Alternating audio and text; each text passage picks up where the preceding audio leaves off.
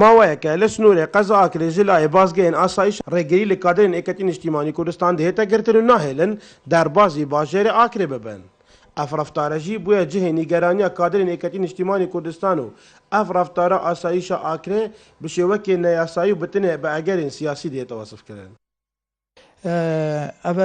cara duê ye ez tême devera akirê بۆ مەبەستا تازیا و سەردانا بکەم ڕێک li min tê girtin cara dît gel berpirsê kumelatiya Badîna rêkal me girti vê jarê gel berpirsê kumêta dînar tê ew erkê ku ew pêral bin û vi çişteyê tuhmetê bû me derestken berhindê bî wê rojê ew roja ku min alayê sawz dana ser milêt xwe û li dînar tê ez çûyî bû Silêmaniyê ew müdür asayişi du sê cara hereşa li min kir dûmara min telefon qetih kir gote min gote ez ê rêkê çim bi xwe kerem ki hewjenî hereşê bikey an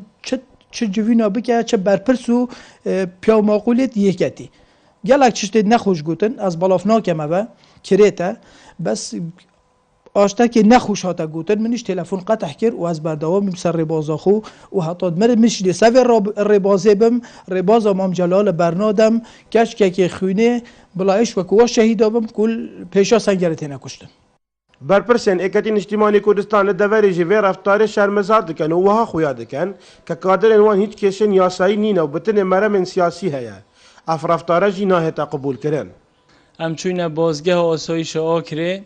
cihê daxeya em ragirtîn teqrîben midê nîv saetekê em ragirtîn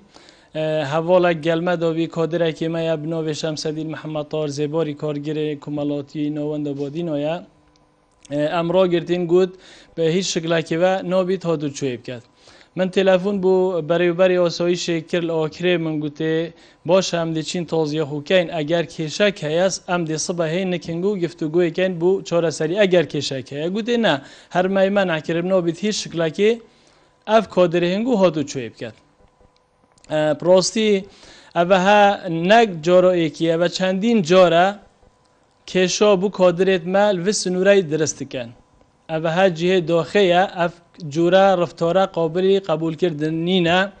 em wekû êketî niştimanî Kurdistan badîna xûb mêvan nizanîn em xûb xwedanê her çar parçe Kurdistan nizanîn ev cûra reftara qebîlkirdin nîne. Duhî ka Şemsedîn Mihemed Tahir Zêbar ye kargerê komelatiyê ye û digel berpirsê komîta dînar te Kak Zikrî hatibûn bêne nav bajêrê Akirê keçî asayişa Akirê rêgirî lêkirbî we nehêlabîn ew her du berpirse bêne nav bajêrê Akirê. Lêre da em wekû êketî niştimanî Kurdistan ez wê tiştê bi xurokateke mezin em bînîn çûnku ew kaderê êketî ne we kaderê pêşkewtiyê êketiyê ne nabît rêgirî lê bête kirin. Ew çendîn care birayet me yê partî yek şwana Aşûr William Silîwe ew jî kaderekî êketiyê ye bo